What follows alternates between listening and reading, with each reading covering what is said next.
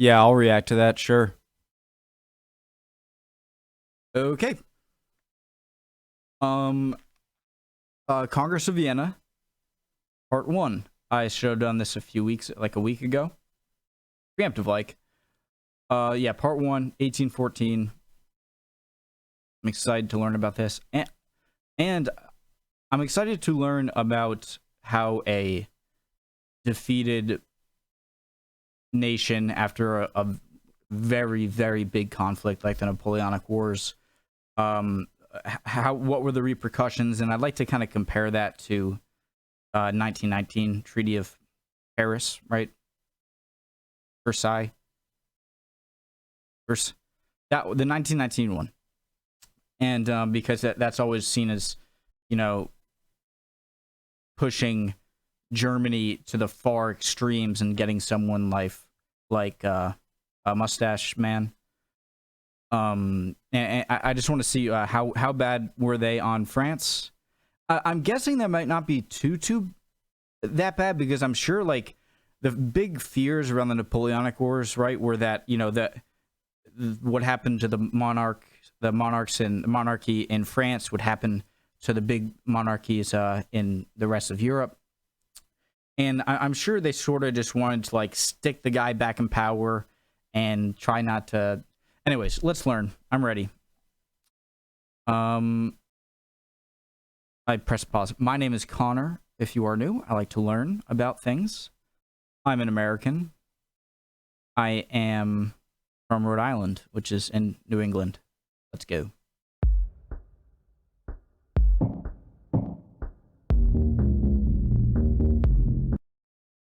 By the summer of 1814, the combined strength of Europe brought France to its knees. After almost 25 years of war, Europe was finally at peace. Nobody knew this at the time, but the peace that was negotiated here and now served as the launching pad for a 99-year run without a major war between great powers. A monumental achievement. You guys spoiling me. So this is the 99-year peace, and I'm thinking, oh yeah, he says mostly, but I get it that the Crimean War and the Franco-Prussian War weren't on the same scale as the World Wars, obviously, or as the Napoleonic Wars. But I'd still call them major conflicts, But I get what he,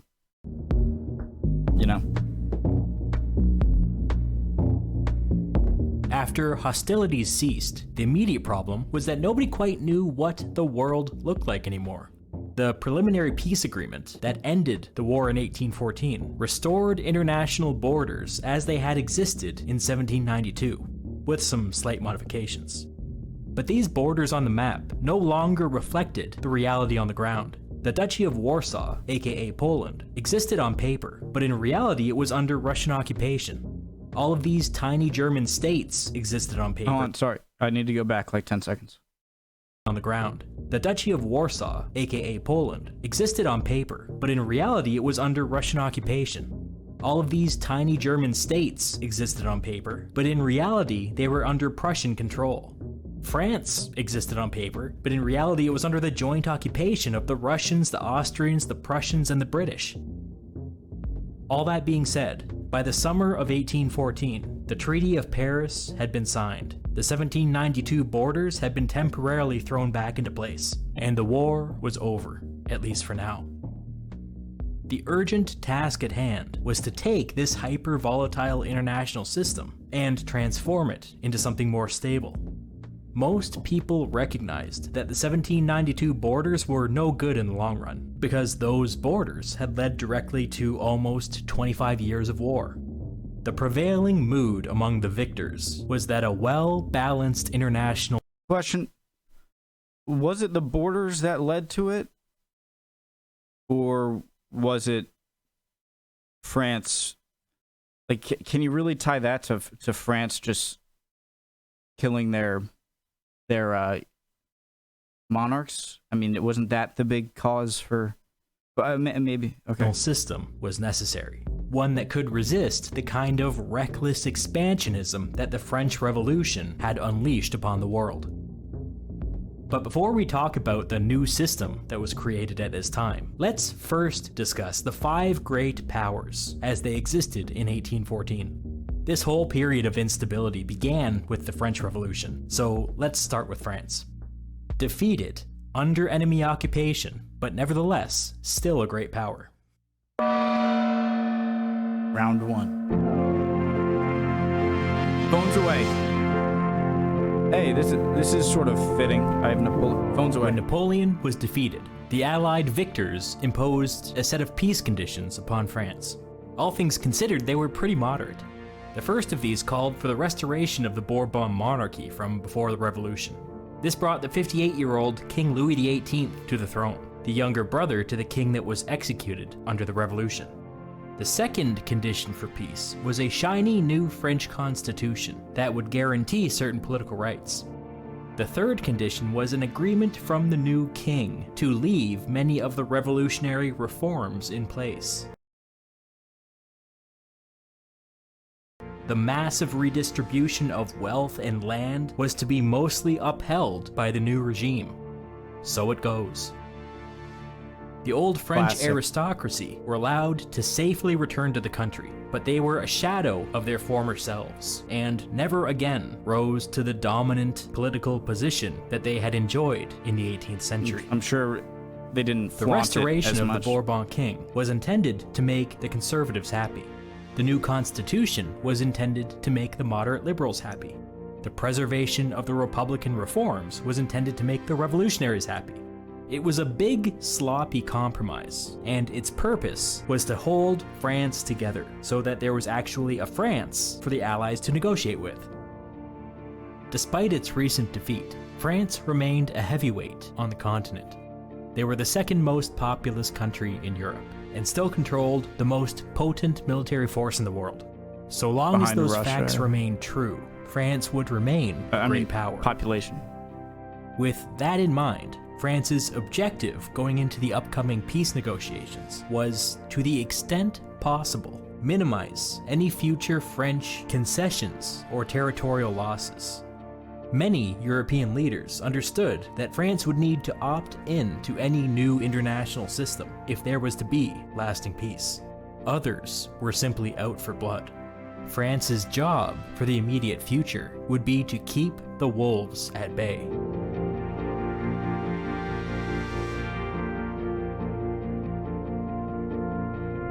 To this end, the new king brought in an experienced hand to serve as his foreign minister, Talleyrand.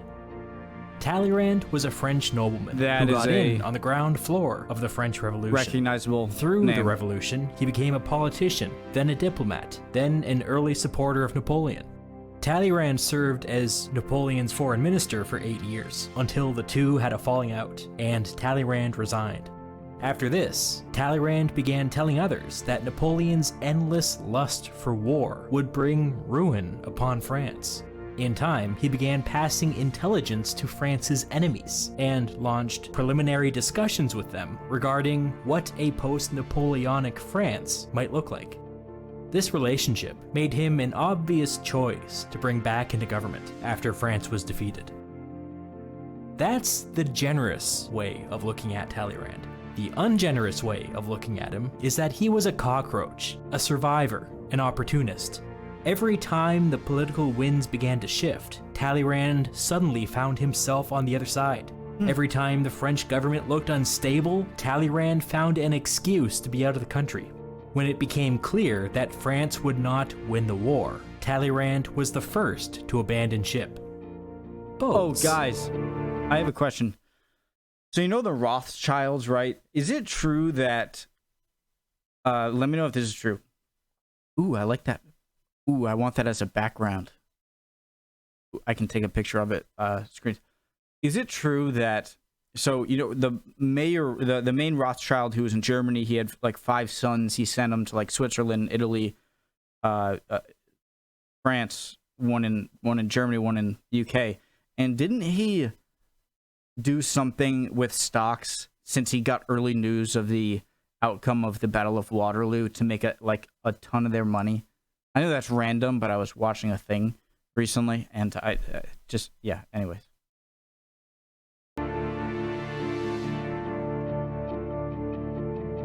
But no matter what you think of him, Talleyrand became the most powerful person in the French government after the fall of Napoleon. And yes, I am including the king when I say that. His great task as foreign minister would be to keep the wolves at bay and reintegrate France back into the international order as a co-equal great power. Let's now turn our attention to the four great powers that brought... I sort of like that. I think that's a good quality in certain times. It's, you know, not loyalty, I think, can be overrated. But he's clearly a down-to-business, big picture, not worrying about how he's looked or what he does, moral or not. And I'm not saying that's a perfect I'm not saying that's a perfect... But, I think it's good to have at this moment, you know, someone who's just looking at the, you know, how to get the best deal. Napoleonic France to its knees, starting with the greatest of the great powers and working our way down. UK?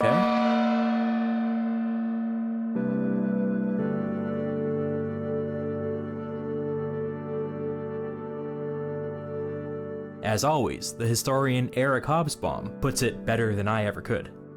Britain, quote, had by 1815 gained the most complete victory of any power in the entire history of the world, having emerged from 20 years of war against France as the only industrialized economy, the only naval power, and virtually the only colonial power in the world. Yeah, like I'm even more complete, I'm sure, than the U.S. after World War II. And that's like that's like my favorite period of British history is after this, when they're just the undisputed Pax Britannica, or what is it? You know, when a nation is so dominant that big wars don't happen as much, because they know whichever way this side is going to go on the diplomatic side, whoever they're going to side with is likely going to win. And so, what was my point? The thing that made Britain the greatest colonial power in the world. Oh yeah, because they, you know, they were in the war. They were a major part of the end of the war, especially, and they were one of the few, if not the only nation involved that was not demolished. The thing that made Britain the greatest of the great powers was the Royal Navy. Sometimes people talk about strategic depth, which is the idea that during wartime, you want the lines of battle drawn as far from your major population centers as possible. In 1815, Britain's strategic depth extended to all the world's oceans and beyond. No country has ever been safer from invasion. The moment of Britain's great victory was also a moment of great uncertainty for the British monarchy. George III was king, and was unable to enjoy Britain's newfound prosperity. George probably suffered from a number of genetic disorders, as well as other things, like bipolar disorder and dementia. At times, it was quite bad. He was in constant physical pain, and suffered from hallucinations, delusions, and memory loss. He was occasionally coherent, but not often, and not for long. In 1811, at the height of the war, the British Parliament transferred the powers of the monarchy to the king's 48-year-old son, which made him the Prince Regent. Within a few years, the king was no longer presentable enough to appear in public. I think it's funny how, like, you can see, like, the hairstyles of men, like what's in, like throughout history. You can see, like, in like the 1600s, it was all just like very, and then like you have like the Napoleonic era is these like swept forward sideburns, you know, like just.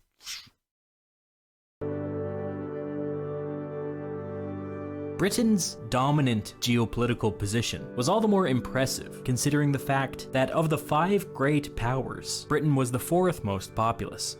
But the picture becomes more clear when you look at wealth. In 1815, the British people were on average the wealthiest people in the world, at least 50% wealthier than their counterparts on the continent. This trend would continue for the rest of the century, and by the year 1900, they would be almost twice as wealthy as the average European. This incredible wealth and geopolitical security helped produce a uniquely robust political culture, with lively debates and an informed electorate. In 1815, the British Prime Minister was the Earl of Liverpool, a kind of centrist conservative. The fact that he was kind of conservative was a huge deal. It was the manifestation of a seismic shift going on within British politics. Let me explain why. Since the 17th century, there had been two political factions within the British Parliament. The Whigs, a liberal faction who favored giving Parliament more power, and the Tories, a conservative faction who favored giving the king more power. England in the 17th century was utterly consumed by the power struggle between these two factions. They even fought a civil war over it. Over the course of this struggle, England swung wildly between having an authoritarian king and no king at all, sending one to the grave and another into exile. By the end of the 17th century, the question was settled. The Whigs won. Parliament became the supreme political authority in England, and the monarchy began to fade into the background. This brought about a really strange period in British politics, something that will never happen again. For more than 100 years, every British Prime Minister was a Whig. This period is sometimes called the Whig. Can I say one of the big things that I didn't really learn about much about British history is like I will say in America, when it comes to like a freedom, like a movement against a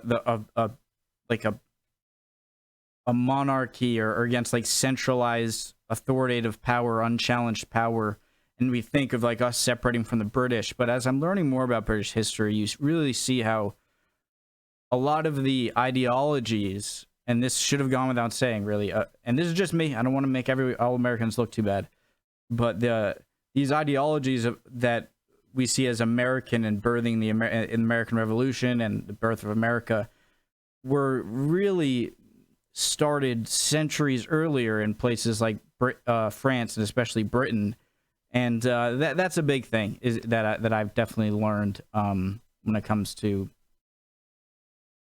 you know, the journey away from an authoritative, you know, government monarchy did not start here, and that's should go without saying. Or the Whig domination, sometimes even the Whig oligarchy. I like the term Whig oligarchy because it gets at one of the key political truths of this period. I have to go back. Prime Minister that will never happen again. For more than 100 years, every British Prime Minister was a Whig. This period is sometimes called the Whig supremacy or the Whig domination, sometimes even the Whig oligarchy. I like the term Whig oligarchy because it gets at one of the key political truths of this period.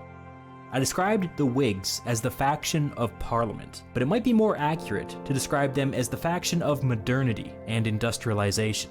This meant that Whig political power emanated from cities and business and capital, while Tory political power emanated from aristocratic landowners and the countryside. At the time, the Whig modernist and pro-business worldview called for free trade and religious toleration, alongside a slow and steady expansion of political rights. The Whigs had a general distaste for slavery in all its forms, even while they continued to participate in the business of slavery. So, guys, I gotta go pee real quick. I'll be right back. Okay, I'm back. I washed my hands. So for more than 100 years, the Whigs dominated British politics, and for the first 50 or 60 years, there were basically no close elections. The Whigs routinely won 300 to 400 seats in Parliament, and the other factions were lucky to break 100.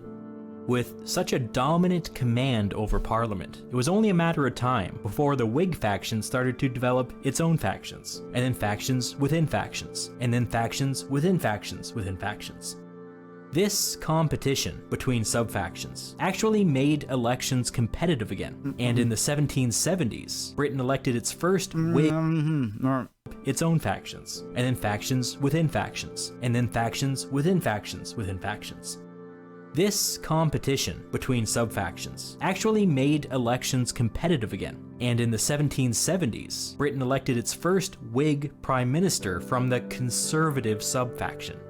During the French Revolution, perhaps in reaction to the French Revolution, Britain elected several more conservative Whig prime ministers, but they all took great care to calm people's nerves and make it clear that they were all still Whigs. They were all members of one big political party. I meant like I heard what he said. One was brave enough to brand himself as an independent Whig, whatever that means, but nobody dared go any further. So by 1814, Lord Liverpool, another conservative Whig, was Prime Minister. But he was in an impossible situation. His conservative Whig majority in Parliament was modest, and his subfaction seemed to be falling apart.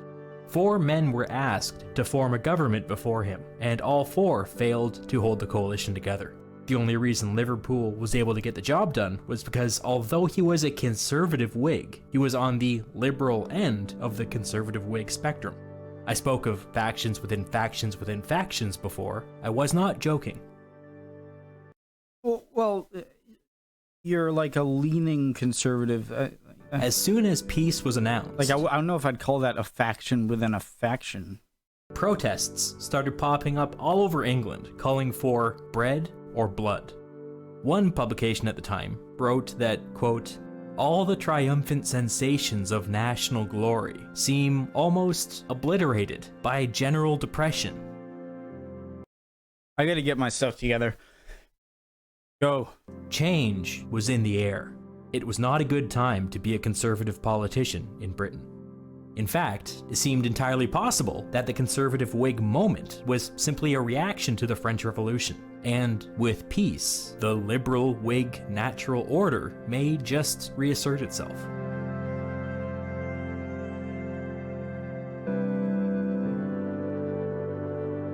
All of that is simply a long-winded way of saying that when it was time to negotiate with the other great powers, Liverpool found himself politically constrained from every direction. If the negotiations went badly, he could not only be thrown out of government, but the conservative Whig subfaction could be wiped out forever. The peace negotiations would be handled by the British Foreign Secretary, the Viscount of Castleray. Castleray had strong opinions when it came Viscount, Viscount. It's Viscount of Castleray. Castleray had strong opinions when it came to Europe. There were some pro-war nuts in the conservative Whig subfaction, but he was not one of them. Castleray's view was that every British intervention on the continent was a colossal policy failure. If he had his way, Britain would never again send an army to Europe. One of the reasons Castleray thought this way is because he was an imperialist. Guys, question. So conservative, like one country's conservative is not always another's conservative. So like, are they saying like conservative for English is going to be like the same as a conservative Prussian or Russian? Or because like I know like today, when you think of like conservatives in the UK, I think a lot of them would be considered conservative, like Republican values today. But I think your mainstream conservative Brit is more center left, if not left, in a lot of policies. And so I'm assuming it's the same, you know. As Hobsbawm said, Britain at this time was virtually the only colonial power in the world. Some of the more liberal Whigs had mixed feelings about that, but Castleray didn't. He thought it was awesome. He believed that Britain's future was out in the colonies, and it would be best for Britain if Europe remained stable and peaceful and boring. There was some hypocrisy at work here. Peace between the great powers meant that nobody was allowed to touch any of Britain's new conquests. Peace between the great powers meant that Britain could instead maintain its advantage and focus on making money off of its colonies. All of that being said, Liverpool and Castleray genuinely wanted peace. The British public had been exhausted by the war, and if the conservative Whigs wanted to maintain their majority, they were going to have to show some results. Together, Liverpool and Castleray came up with a list of specific goals for the upcoming negotiations. The most important item was that they wanted the Netherlands reformed and strengthened on the English Channel. Two reasons for this. First, they wanted an ally on the continent to break up any consolidation along the coast. Second, this was historically a natural path for French expansion, and going forward, the British wanted to cut that off. Along these same lines, they also wanted the French out of Spain, and Spain restored to its previous borders under its previous monarch. Castleray also had instructions to make sure that the new peace deal would keep Italy free from French influence. Let me go back. Yeah, let me just... The Dutch history, the more I learn about it, the more confusing it is. It's like they seem to be have been submissive and many times forcefully. You know, they're not in a great position in between France, UK, Germany, or Prussia, or whatever time you're talking about. Yet they seem to have a ton of really thriving colonies at a lot of times, and explorers, and yet they're the Spanish have kind of taken them over. It seems the Brits are, and so they seem to be almost really thriving, or just like under someone else's control. I could be wrong. To its previous borders under its previous monarch. Castleray also had instructions to make sure that the new peace deal would keep Italy free from French influence. Historically, every time the French started messing around with Italy, it meant that France was becoming way too powerful. No more. Going forward, Italy would be a red line. Castleray had other goals as well, but the big ones were all about containing France. Before the peace negotiations began, Castleray back-channeled his list of priorities to both Austria and Prussia, and got from them an unofficial thumbs up. At least two of the other great powers wouldn't oppose any of Britain's big-ticket items, and France wasn't exactly in a place to put up much of a fight. The only remaining unknown going into the negotiations was Russia. Nobody quite knew what they wanted or what their intentions were.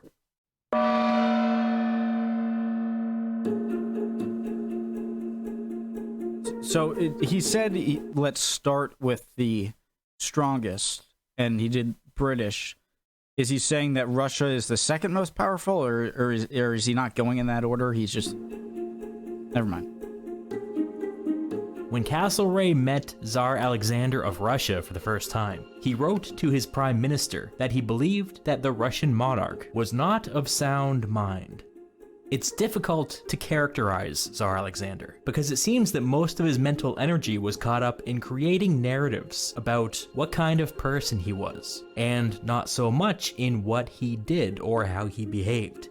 The thing that confused Castleray, and confuses me to be honest, is that Alexander had 8 or 10 of these narratives going through his head at the same time, and wasn't particularly bothered when they contradicted each other. Let me give you some specific examples. Alexander considered himself a true Enlightenment monarch, and told anybody who would listen that he believed in a limited constitutional monarchy, and wanted Russia to have elections, and a parliament, and independent courts. At the same time, he ruled Russia as a tyrannical dictator, which was justified in his mind because he believed that he was God's chosen instrument on Earth. These two thoughts are not compatible, but Alexander did not see a contradiction. He would simply switch between these two. Okay, so you're a complete lunatic. Okay. Two modes of... Okay. All right. I'm an enlightened monarch. All right, I'm not just pointing out the obvious, that they contradict each other, okay? I'm not pausing for that. But the fact that he's saying constitutional monarchy, elections, parliament, independent courts, and then not like any like kind of normal crazy dictator of just like, yeah, but I said that, screw that, I'm just doing whatever even if it goes against it. He's like, no.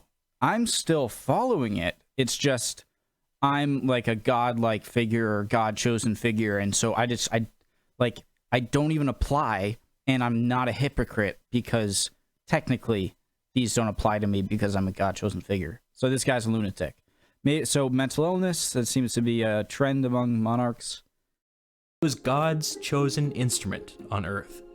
These two thoughts are not compatible, but Alexander did not see a contradiction. He would simply switch between these two modes of thought, depending on who he was talking to and how he felt that day.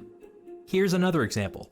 Alexander believed himself to be the most honorable man in Europe, a man who revered ritual and tradition and justice.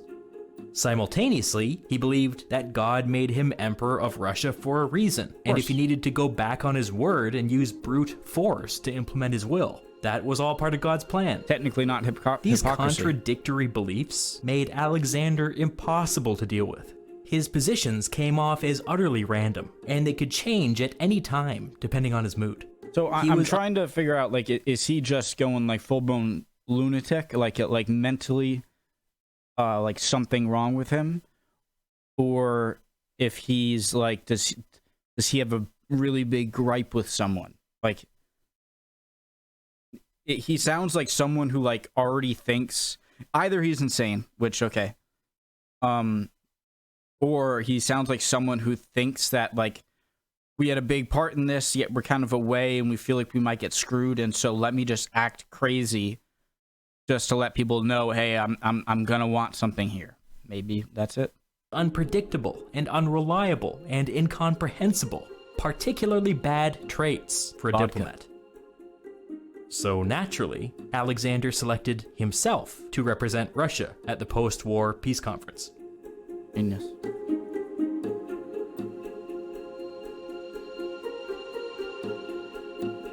As the most populous country in Europe, Russia was a formidable land power. But that inherent strength was undercut by weak institutions, weak governance, and the fact that Russia remained a technological backwater. This backwardness had always been a source of immense insecurity for Russian monarchs, but by 1814, all that insecurity was gone.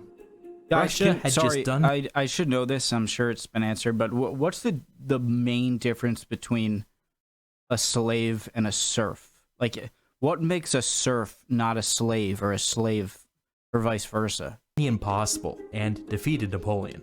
At least, like, they in could their have own imagination, a family. that's what happened. 14, all that insecurity was gone.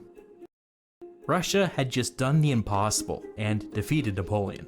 At least, in their own imagination, that's what happened. The truth is a little more complicated. Years of careful diplomacy had laid the groundwork for a coordinated attack against the French, and Napoleon's disastrous invasion of Russia was simply the catalyst. Napoleon... I'm sorry, I'm pausing again.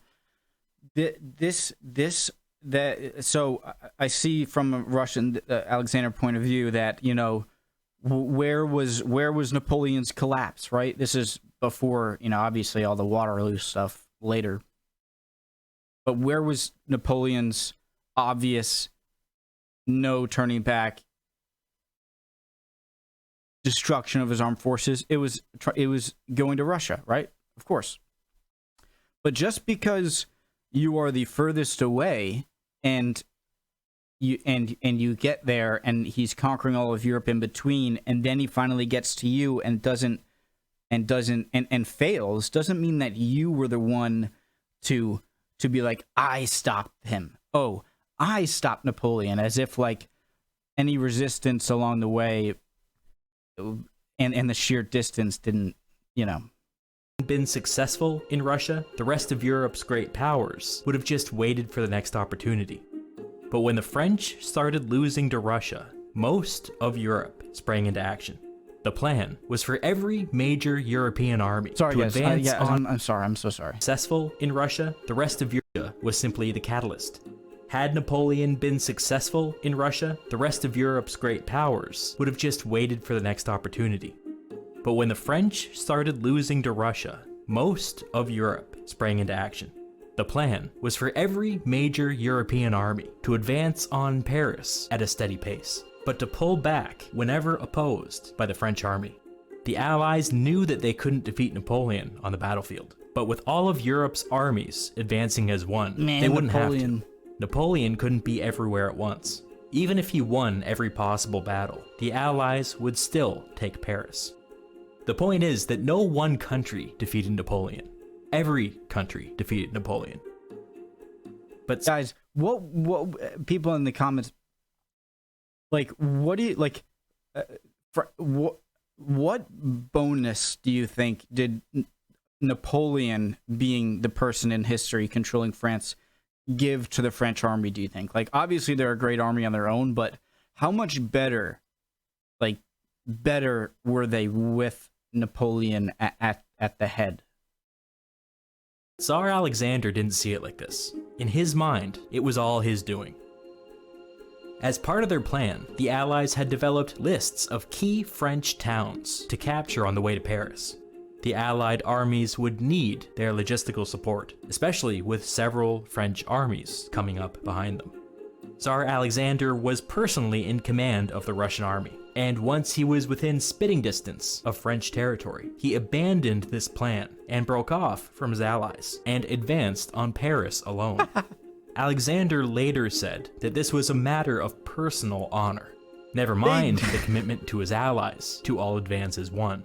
Apparently, personal honor can only go so far. It was Tsar. Is it just me, or am I just seeing it because I want to see it, or are the parallels with Napoleonic Wars, mainly the latter years, and World War II?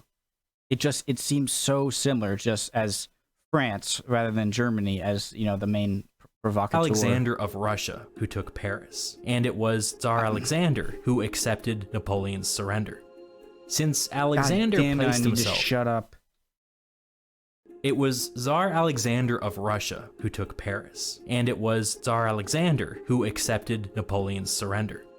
Since Alexander placed himself in the center of the action, the fact that he liked to tell conflicting narratives about himself suddenly became very important to world history. On one hand, Alexander styled himself as the grand enemy of the French, as Napoleon finally meeting his match on the field of battle. On the other hand, Alexander still believed that he was the most honorable man in Europe. Spin the randomizer, and what do we get? Honor. Today, Orange. Alexander would treat Napoleon not as the enemy of Europe, but as his equal, the Emperor of Russia meeting with the Emperor of France. It was as equals that Alexander negotiated Napoleon's surrender. And as equals, Alexander gave Napoleon almost everything he wanted. Napoleon would be allowed to retain the title of emperor, and would be permitted to remain an independent monarch until his death, ruling over the small island of Elba off the coast of Italy.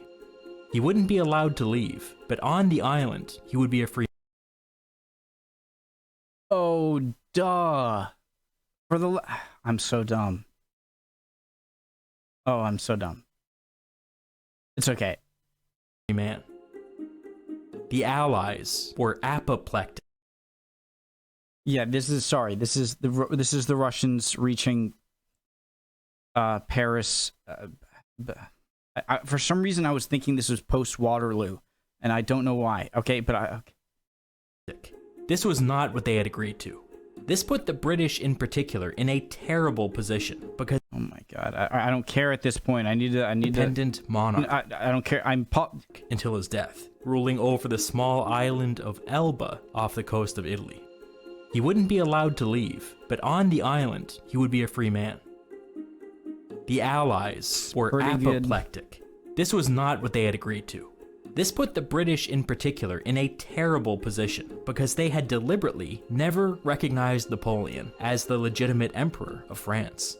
Now, for some reason, the Russian Tsar was forcing them to legitimize Napoleon only in defeat. It was humiliating. When the rest of the Allies arrived in Paris, mad, bro? The Russian Tsar was forcing them to legitimize Napoleon only in defeat. It was humiliating. When the rest of the Allies arrived in Paris, several of their leaders got up in Alexander's face and went ballistic. Alexander was in a different mood that day and gave them a placid response, saying that it was his duty as a Christian to forgive his enemies. This is what made Alexander impossible to deal with. So Today, this he guy's was saying that infuriating. Napoleon had to remain an emperor for religious reasons. Yesterday, it was because of honor and tradition. Tomorrow, who knows? What did this motherfucker... What did he just say? It was his duty as a Christian to forgive his enemies. I wonder if he used that same logic with any other conflicts and... This is Twister. what made Alexander impossible to deal with. Today, he was saying that Napoleon had to remain an emperor for religious reasons. Yesterday, it was because of honor and tradition. Tomorrow, who knows? The Austrian foreign minister summarized these events in a report to his monarch, in which he called Alexander, and this is a real quote, the biggest baby on earth. He continued, quote, "He has started out by doing a great deal of harm. We have repaired some of it, but we will suffer for some time as a result of those things he got up to in those first moments when he got away from us."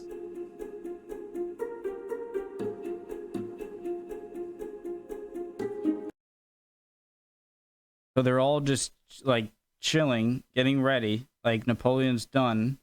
They're getting ready to go on France. They're all like, all right, so what are we going to do, guys? All right, you're here, you're here. We got, wait, where's Alexander? And I just see him, like, bolting with a horse just right to Paris.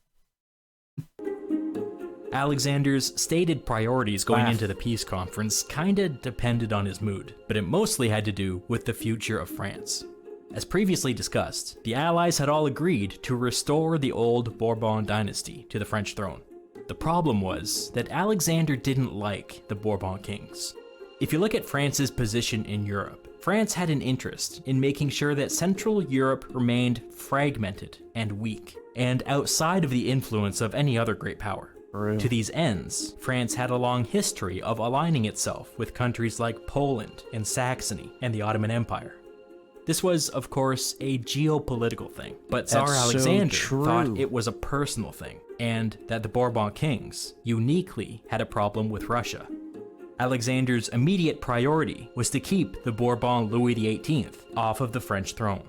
He suggested making Napoleon's 4-year-old son the King of France, but Talleyrand patiently explained to him that this would allow Napoleon to pull the strings from exile. Alexander then tried to put a man named Bernadotte on the French throne. No. I'm not going to say it, all right? He's not. I know he's not. He's going to Sweden, my friend. And I think the current king and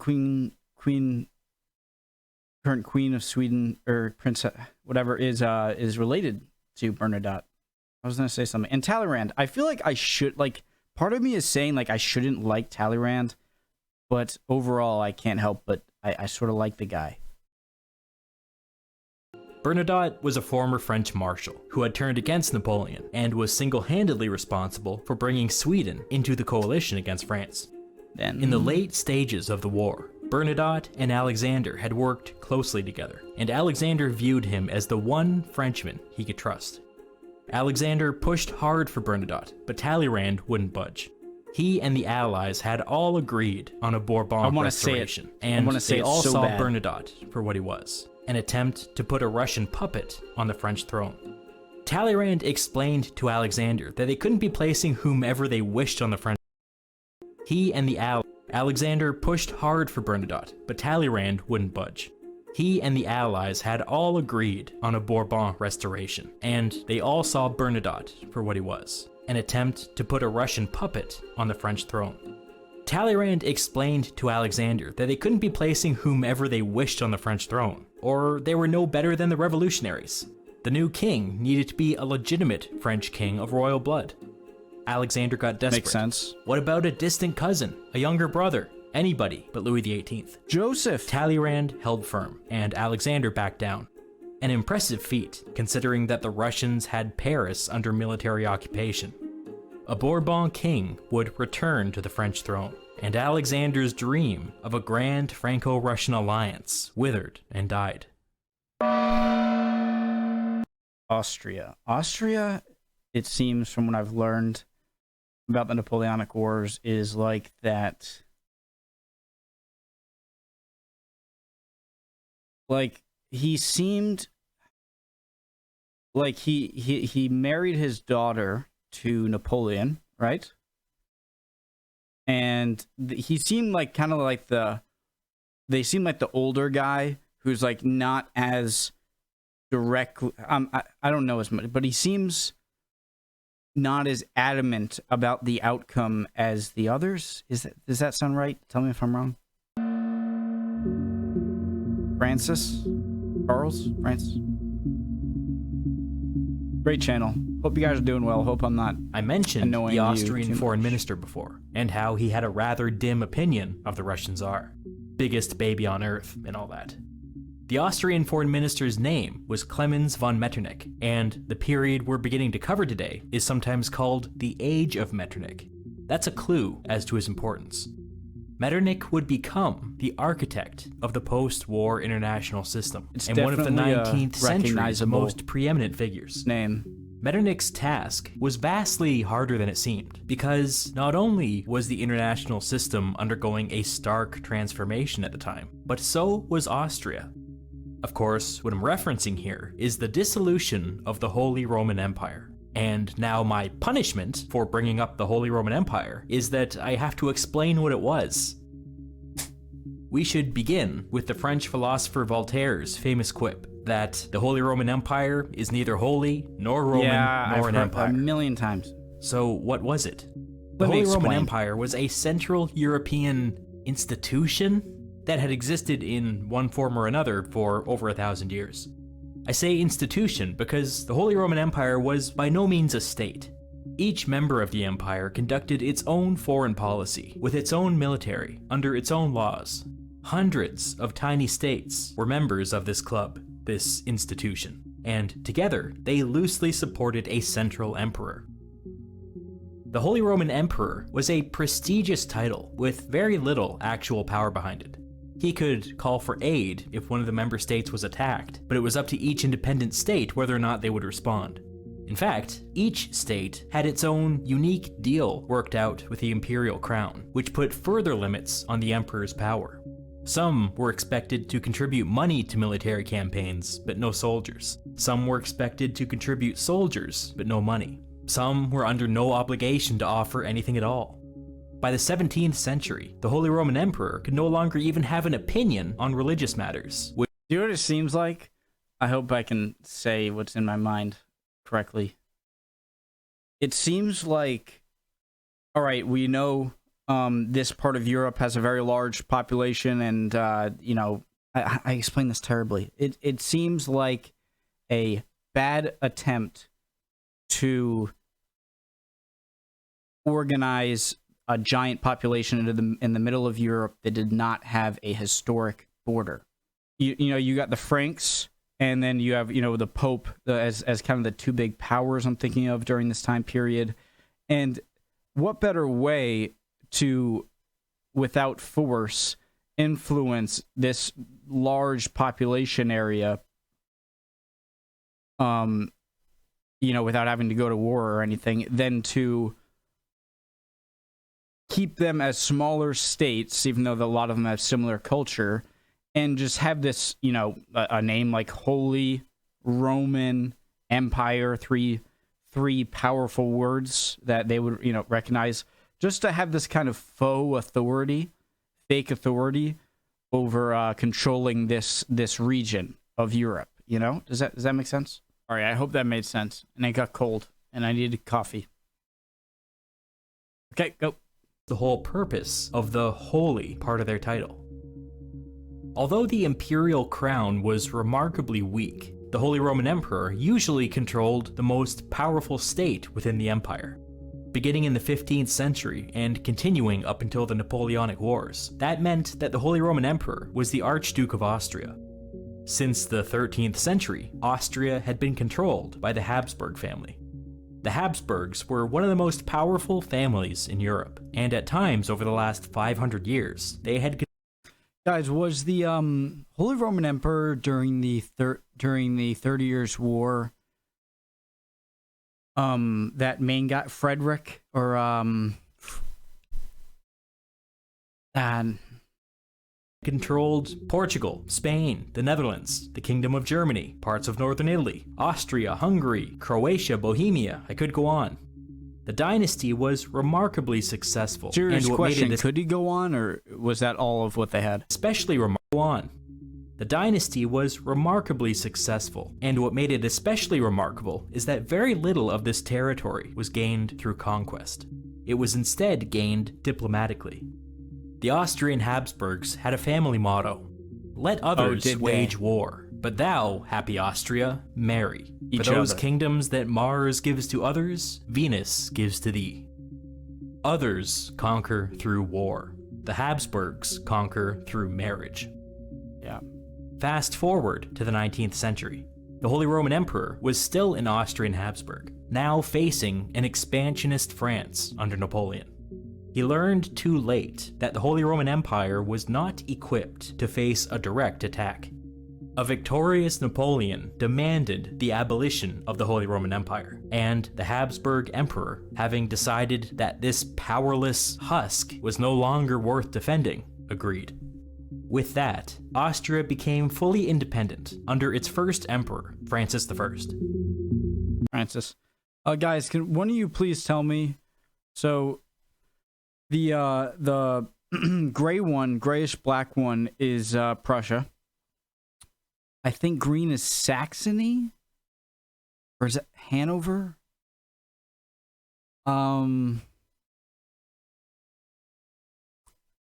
I forget which ones these three are. The orange, reddish, the pink, the blue. It became fully independent under its first emperor, Francis I.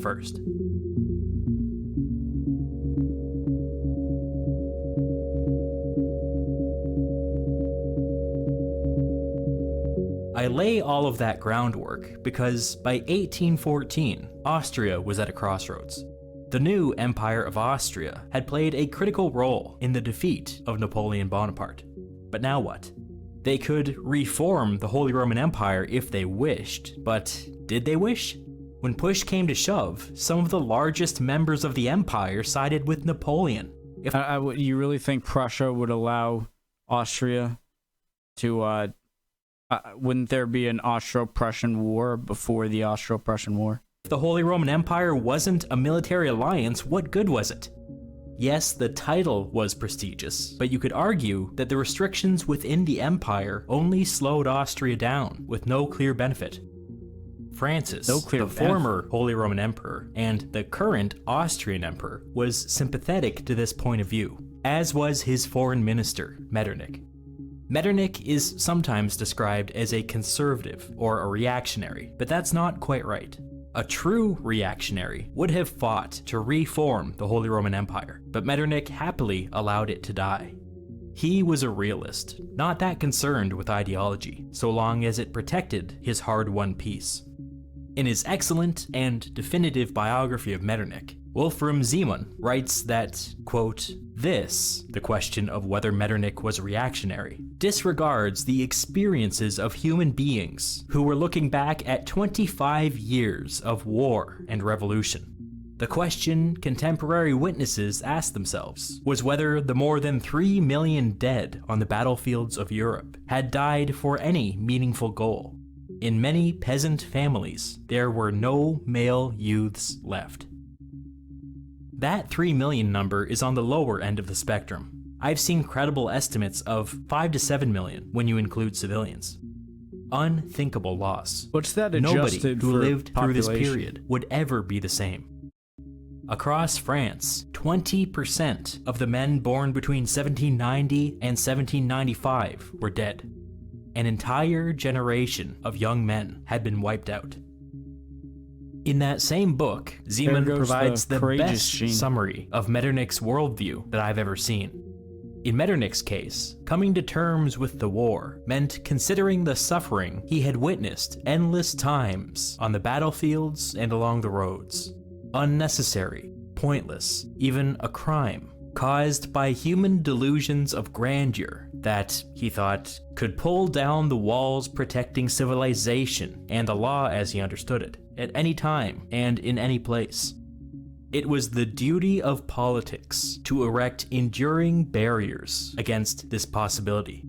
He opposed this catastrophe on humanitarian grounds, and his lasting commitment was enduring place and the law that he thought could pull down the wall by roads, unnecessary, pointless, even a crime caused by human delusions of grandeur that he thought could pull down the walls protecting civilization and the law as he understood it, at any time and in any place. It was the duty of politics to erect enduring barriers against this possibility. He opposed this catastrophe on humanitarian grounds, and his lasting commitment was never again. Metternich saw balance between great powers as the answer. He feared a second French Revolution, or something like it, but he couldn't clearly see how Austria could possibly prevent one. However, with a balanced international system, any state seeking to dominate could simply be slapped down by everybody else. This theory for peace played into Austrian strengths. Ever since the French Revolution, Austria had positioned itself as the defender of precedent and tradition and the rule of law. Accordingly, they began to expand their diplomatic influence and cultivate a following of smaller states, especially in Central Europe, who feared being swallowed up by the regional instability that would inevitably follow the dissolution of the Holy Roman Empire. I'm hearing Otto von Bismarck marching slowly towards this story.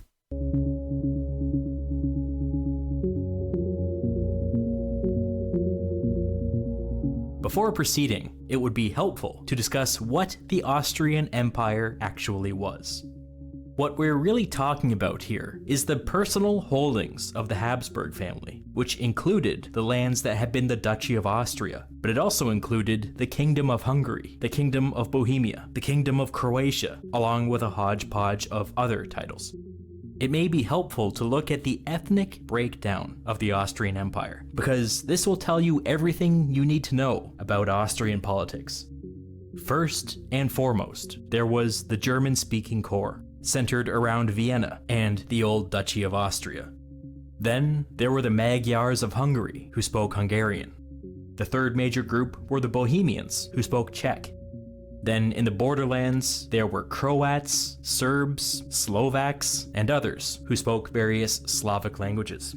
So is Czech more related to the Slavic, Hungarian, Croatian, Romanian, Polish languages than it is to Austrian?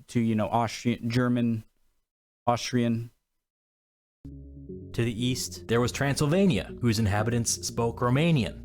There were also regions where the majority spoke Polish and Ukrainian. Although this wasn't the case at this exact moment, the Austrian Empire would soon have a large Italian minority as well. Ottomans. By one count, the Austrian Empire consisted of 14 ethnic groups, speaking 17 different languages.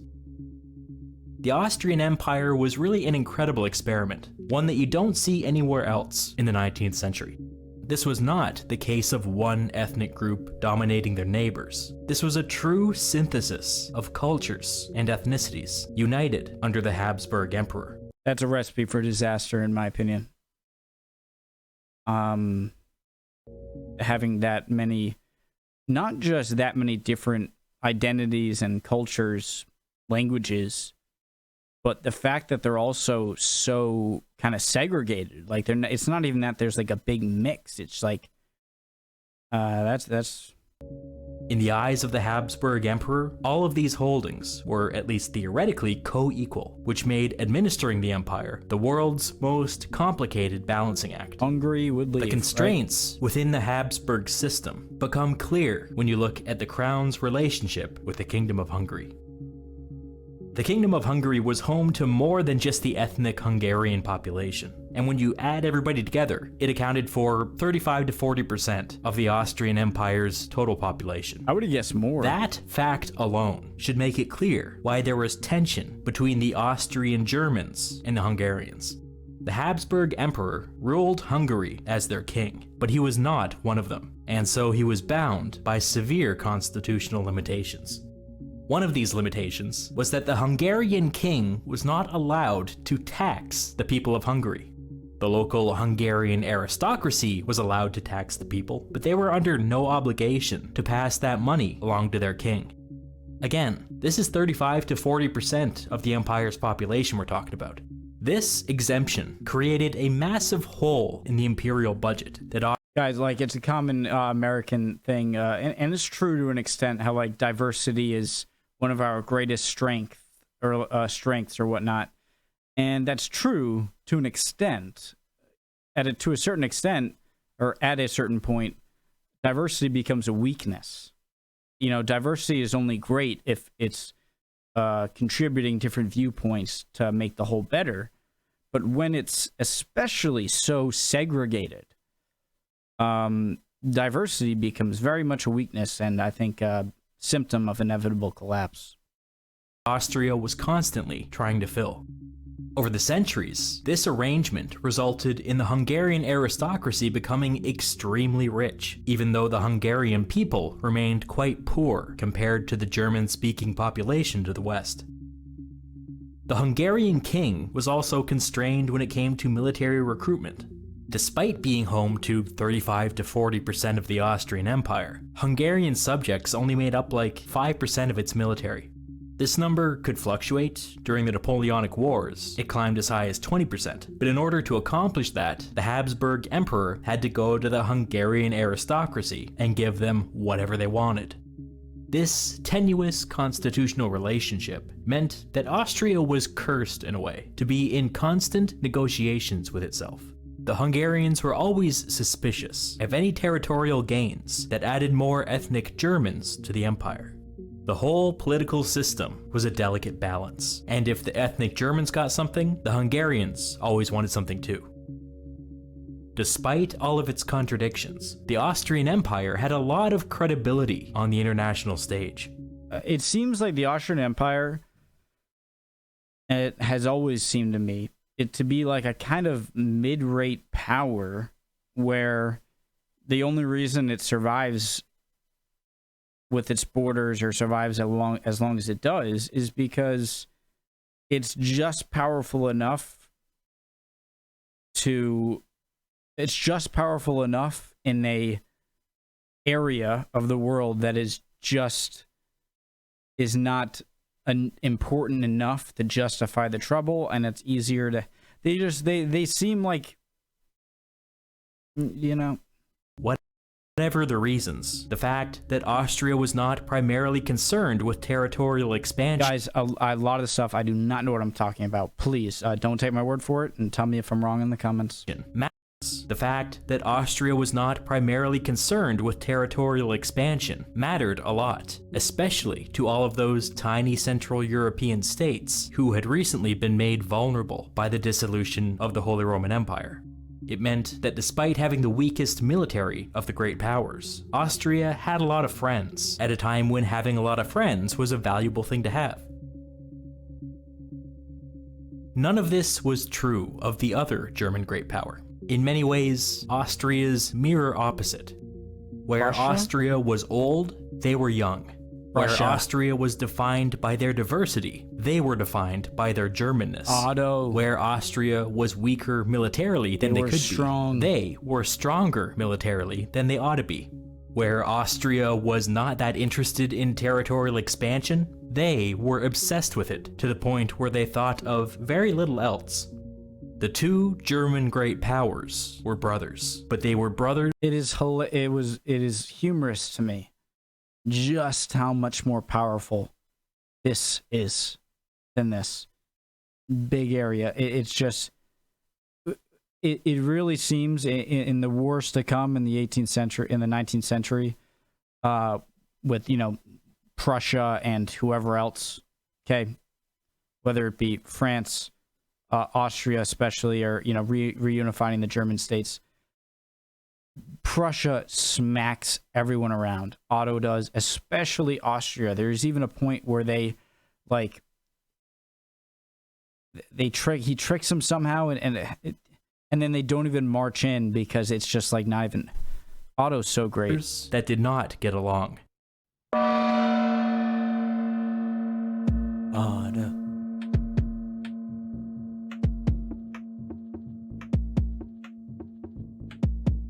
In 1814, the thing that defined Prussia was its precarity. It was the smallest of the great powers, in every way. It had a tiny population of 10 million people, 3 times less populous than France, and almost 5 times less populous than Russia. It was also small geographically. As you can see, its tiny population was crammed into a bunch of isolated pockets that weren't even connected to each other.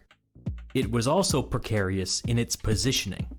As I've already discussed, Central Europe was no longer under the protection of the Holy Roman Empire, which meant that tiny Prussia was now vulnerable to its much larger neighbors. Vulnerable might be underselling it. The Prussians had enlisted Russian help against the French. If I wasn't too lazy, I would stop and then edit in the Prussian Chad video meme. But now, there were Russians everywhere. Poland was under joint Russian and Prussian occupation, but there were also Russians occupying the Polish-speaking areas of eastern Prussia, and they weren't leaving. The Russians were also occupying Saxony along Prussia's southern border, and these guys weren't leaving either. Central Europe was in a state of flux. It was clear to everybody that Russia saw opportunity here, which was entirely antithetical to the balance of power principle. The other great powers would have no choice but to respond. In the eyes of people like Metternich and Castleray, Russia had to remove itself from Central Europe if there was ever to be peace. I dare Prussia had to become the kind of great power that was capable of resisting Russian influence. It is amazing how much I'm learning how important a figure Otto von Bismarck is. Like, if they didn't have a political genius like Otto von Bismarck during that time, I feel like the world could be so different. Maybe. That was the priority of the Prussian Prime Minister and Foreign Minister, Karl August von Hardenberg. The experience with Napoleon had taught Hardenberg that Prussia was not yet a true great power. It was powerful regionally, but it was too small to have a global impact. In order to graduate from a regional power to a great power, Prussia needed people, Prussia needed resources, and Prussia needed territory. This line between a strong regional power and a weak great power is a fuzzy one. Eric Hobsbawm writes that, quote, Austria and Prussia were really great powers by courtesy only. Continuing later, their chief function was to act as European stabilizers. It's true that Austria and Prussia could not match the global influence of France, Britain, and Russia. I would quibble slightly and say that Austria's diplomatic influence at this time made them a great power, but it's true that Prussia lacked the global reach of any of the other powers. The only reason everybody decided to treat them as a great power was their formidable military. Guys, it blows my mind how little Italy, I know Italy isn't a thing yet, okay? But how little south of the Alps, you know, what today is the Italian peninsula, how little it is mentioned in every, in so much of this time period of 16, 17, 18, in terms of the big, you know, 16, 17, 18, 19th centuries, like the big conflicts in Europe. It seems like, was it just like ever since the end of the second end of the Western Roman Empire, like when you know, the Papal States were formed and the Lombards were pushed out by Charlemagne, right? like ever since then, have they just been like, okay, that's just like where the Pope lives, and that's that? And so is that why like Italy is never mentioned? No, I know no leader of any Italian state that had any major role. They did have a role in the Napoleonic Wars, so in ways, right? By the end of the war, on a per capita basis, Prussia was fielding 6 times more soldiers than Austria, which meant that despite their relative weakness, they were capable of going toe-to-toe with any other great power. Hardenberg saw in Prussia an urgent need for territorial expansion. All of these isolated enclaves would not do. They were just asking to be swallowed up by some stronger power. In the upcoming peace conference, Prussia hoped to gain some territorial coherence and become a true great power with global influence. We're just getting there? Man, I made... How long is this video? It's easily over an hour. I'm probably like an hour. The original plan was for the 4 victorious great powers, Britain, Russia, Austria, and Prussia, to dominate the peace conference and impose their will upon everyone else. But Czar Alexander's behavior had begun to make people nervous, and Russia's creeping domination over Prussia seemed a disaster waiting to happen. If there was a serious split at the conference, with Britain and Austria on one side and Russia and Prussia on the other, it was difficult to imagine how they could possibly resolve it without descending into another war. Metternich and Castleray saw That'd be a good match. I mean, I feel like this looming crisis before them, and so they approached Talleyrand and asked him to represent France at Vienna. France remained a great power, and so it made very little sense to exclude them from shaping the post-war world. Besides, Napoleon Bonaparte had been defeated and removed from power, which meant that France was theoretically a normal country again. Naturally, nothing could have pleased Talleyrand more. Castleray and Metternich pulled in Hardenberg of Prussia, who was still keen on finding a way to resist Russian influence, and got him to agree. This left Czar Alexander isolated, when the 4 other great powers came to him and demanded that France be given a seat at the Congress. He of course threw a fit, but then reluctantly agreed. Wow. So am I right here? So Seat at the Congress or other great. So France being defeated, right? It seems it's almost like Germany.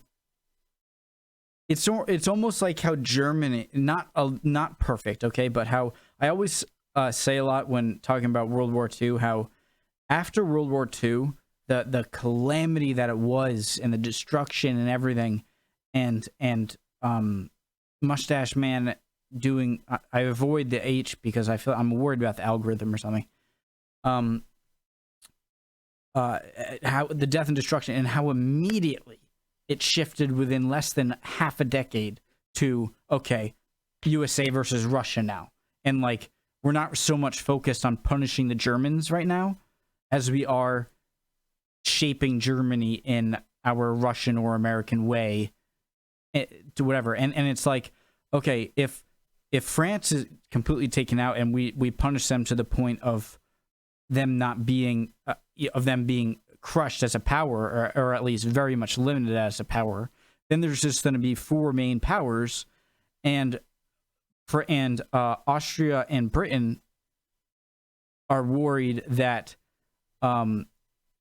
Prussia might side with Russia, making it 2v2. Since they got rid of Napoleon and instituted who they wanted back in France, they wanted to make France a big power again to give Russia second thoughts, being like, okay, now Russia knows there is a 5th power in this equation that can break the tie. Powers came to him and demanded that France be given a seat at the Congress. He of course threw a fit, but then reluctantly agreed.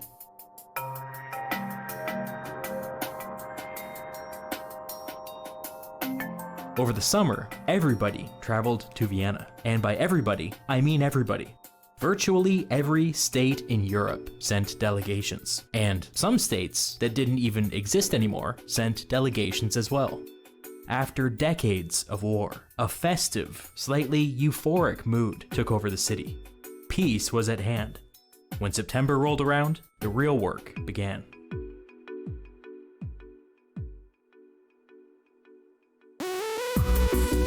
No! Good cliffhanger. I was like, there's no way I'm watching both of these in a row, but you got me right there. Maybe I'll start it in a new video, and then if I want to stop like halfway through, I can continue the rest tomorrow. Okay, I talked a lot. I'm gonna see you guys next time. Hope you're all doing well. If you made it this far and you're still listening to my voice right now, you are a champion. Say the word tomato juice in the comments so that I know you're listening to me right now, and I will post you and love you. All right, next one coming soon. Bye.